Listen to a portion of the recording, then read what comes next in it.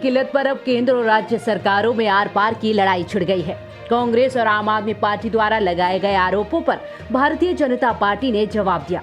BJP प्रवक्ता संबित पात्रा का कहना है कि राहुल गांधी और आप वैक्सीनेशन के मसले पर लोगों को गुमराह कर रहे हैं। पात्रा ने कहा कि दिल्ली सरकार जनता में भ्रम फैलाने की कोशिश कर रही है कि केंद्र ने मुफ्त में 6.5 करोड़ वैक्सीन की डोज दूसरे देशों में भेजी। आम आदमी पार्टी के जो नेता हैं और कुछ और नेता हैं कांग्रेस, राहुल गांधी, वो एक भ्रम की स्थिति उत्पन्न करने की कोशिश कर रहे हैं, खास करके वैक्सीन को लेकर, टीका को लेकर। उस पर कहीं न कहीं आज तथ्य रखने की आवश्यकता है। संबित पात्रा ने कहा कि 11 मई 2021 तक लगभग 6 करोड़ 63 लाख वैक्सीन के डोज हिंदुस्तान के बाहर भेजे गए थे। इसमें से सिर्फ 1 करोड़ 7 लाख वैक्सीन मदद के रूप में भेजे गए। बाकी 84% वैक्सीन लायबिलिटी के रूप में भेजी गई, जो आपको करना ही था, चाहे किसी की भी सरकार होती। कल तक 11 मई 2021 तक लगभग 6.63 करोड़ वैक्सीन, 6.63 करोड़ वैक्सीन के डोजेज जो हैं वो एक्सपोर्ट किए गए थे, हिंदुस्तान के बाहर भेजे गए थे। इसको लेकर काफी घमासान रहा कि आखिर ये क्यों भेजे गए। हिंदुस्तान में वैक्सीन की कमी थी, इनको भेजना नहीं चाहिए था। अपने बच्चों को पहले वैक्सीन करना चाहिए था, बाद में लोगों को देना चाहिए था। देखिए, ये जो वैक्सीन बाहर भेजे गए वो 2 कैटेगरी में भेजे गए हैं। जो पहला कैटेगरी है जिसमें लगभग 107 लाख अर्थात 1 करोड़ 7 लाख आसपास वैक्सीन भेजा गया है, यह एड के रूप में भेजा गया है। एड मतलब मदद, एड मतलब ग्रांट के रूप में भेजा गया है। ग्रांट के रूप में, मदद के रूप में, एड के रूप में मात्र 1 करोड़ वैक्सीन ही भेजा गया है। बाकी जो वैक्सीन भेजी गई है, 84% जो वैक्सीन भेजी गई है, लगभग 5 करोड़ से अधिक, वो लायबिलिटी के रूप में भेजी गई है, जो आपको करना ही था। चाहे हमारी सरकार होती, चाहे किसी की भी सरकार होती, उसको वो क्वांटिटी भेजना ही था, क्योंकि वो लायबिलिटी है। बीजेपी के राष्ट्रीय प्रवक्ता ने कहा कि एस्ट्राजेनेका का लाइसेंस मिलने के बाद ही आज भारत में कोविशील्ड वैक्सीन का निर्माण हो रहा है। इसमें WHO कोवैक्स फैसिलिटी का भी बड़ा हाथ है। इस करार में तमाम देशों ने हस्ताक्षर किए थे। इसके तहत 30% एक्सपोर्ट वैक्सीन करना अनिवार्य है। अगर हम ये करार नहीं करते तो वैक्सीनेशन की सुविधा हमें भारत में नहीं मिलती। लाइसेंसिंग लायबिलिटी होती है केवल SII, serum institute of India के कोविशील्ड के लिए, कोवैक्सीन के लिए नहीं है, क्योंकि कोवैक्सीन भारत का ही कंपनी है और भारत बायोटेक भारत में ही मैन्युफैक्चर करती है, इसलिए उसका लाइसेंस बाहर से नहीं आया है। कोविशील्ड के लिए जो SII ने लाइसेंस लिया है वो एस्ट्राजेनिका से लिया है, ऑक्सफर्ड का लाइसेंस है। तो स्वाभाविक रूप से जब ये लाइसेंस बाहर से आता है तो आपको बाहर कुछ भेजना पड़ता है। क्यों भेजना पड़ता है कि WHO कोवैक्स फैसिलिटी बनी है। संयुक्त राष्ट्र की जो WHO है, वर्ल्ड हेल्थ ऑर्गेनाइजेशन, इसकी एक कोवैक्स फैसिलिटी बनी हुई है और भारत ने 30% अपना वैक्सीन लाइसेंसिंग लायबिलिटी के अंतर्गत कोवैक्स फैसिलिटी को भेजा WHO में। क्यों भेजा? जब पूरे विश्व में हाहाकार मचा हुआ था कोरोना को लेकर, अभी भी मचा हुआ है, और वैक्सीन को लेकर किस प्रकार वैक्सीन को मैन्युफैक्चर करना है, उसमें कोऑपरेशन कैसे रहेगा, सभी देश मिलकर कैसे करेंगे, तो एक कोवैक्स फैसिलिटी WHO में बनाई गई और सभी देशों ने उसमें करार हस्ताक्षर किया, एक करार साइन किया कि ठीक है, हम भी इसके हिस्से बनेंगे, रॉ मटेरियल इत्यादि हम लेंगे, बदले में हम अफोर्डेबल प्राइस में WHO के कोवैक्स फैसिलिटी को भी कुछ वैक्सीन सप्लाई करेंगे, जिसके बदले में WHO हमें लाइसेंस इत्यादि देगी, WHO रॉ मटेरियल के लिए हमें मदद करेगी।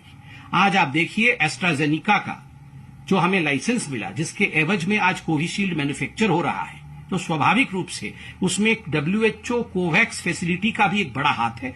और चूंकि ये करार तमाम देशों ने हस्ताक्षरित किया था, we are all part of that agreement with WHO Covax facility, so 30% of what we call as export was sent as a compulsory item to WHO Covax facility. So इसको आप नहीं कह सकते हैं कि हमने अपने बच्चों को वैक्सीनेट नहीं किया, वहां क्यों दे दिया। अगर हम ये नहीं करार करते तो कल को ये वैक्सीन की जो सुविधा हमें कोविशील्ड के रूप में भारत में मिली है वो नहीं मिलती।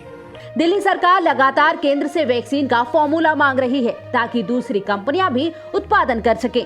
इस पर संबित पात्रा ने कहा कि ये कोई ऐसा फॉर्मूला नहीं है कि किसी को दे दिया और उसने घर में वैक्सीन बना ली, या कोई भी कंपनी अपने घर में वैक्सीन बना ले। इसके पीछे बहुत सारे विषय होते हैं। कोविशील्ड के पास भारत का लाइसेंस नहीं है। इसका लाइसेंस एस्ट्राजेनेका के पास है। एस्ट्राजेनेका ने सीरम इंस्टीट्यूट को वैक्सीन बनाने की अनुमति दी है। ये कंपनी आगे भारत में किसी और को फॉर्मूला नहीं दे सकती। देखिए, ये जो वैक्सीन का फॉर्मूला है, ये कोई ऐसा फॉर्मूला नहीं है कि कोई साधारण सा विषय हो और इसका फॉर्मूला हो और आपको फॉर्मूला दे दिया और आपने घर में वैक्सीन बना लिया, या कोई भी कंपनी अपने घर में वैक्सीन बना लेगी और उसका वितरण शुरू हो जाएगा। इसके पीछे बहुत सारी कॉम्प्लेक्सिटीज है, इसके पीछे बहुत सारी विषय है जिसको आपको जानने की आवश्यकता है। हमारे भारतवर्ष में 2 वैक्सीन है, जैसे आपको पता है, कोविशील्ड जो सीरम इंस्टीट्यूट ऑफ इंडिया बनाती है, और दूसरा वैक्सीन कोवैक्सीन है जो भारत बायोटेक और जो इंडिजिनस हमारे देश का ही प्रोडक्ट है।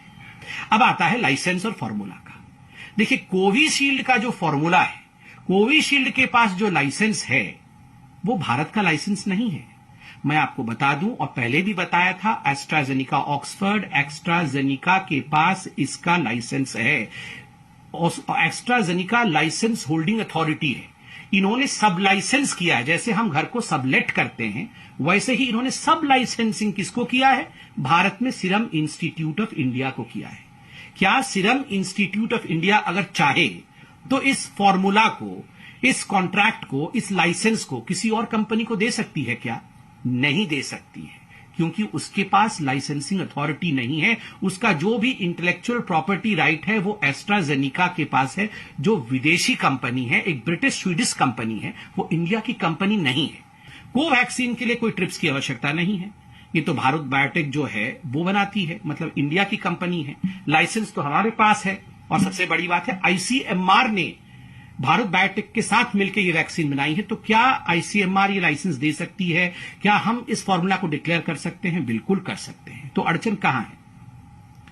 अड़चन यहां है कि देखिए, ये जो कोवैक्सीन है, ये एक लिविंग वायरस को मार करके उसके बाद में, साधारण शब्दों में ताकि आम जनता समझ सके, एक लिविंग वायरस को मार करके होल वायरस वैक्सीन प्रिपेयर होता है।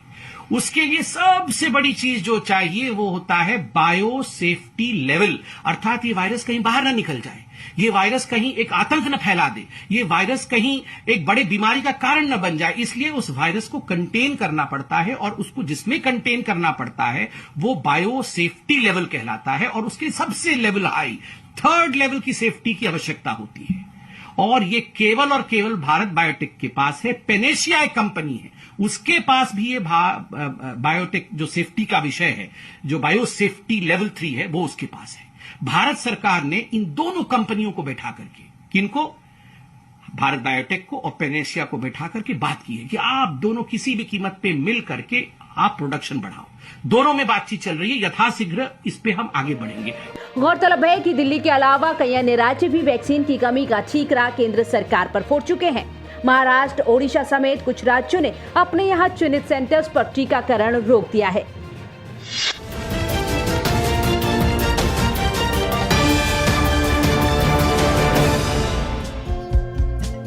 हमारे चैनल को लाइक, शेयर और सब्सक्राइब जरूर करें, और नई अपडेट्स के लिए बेल आइकन दबाना ना भूलें।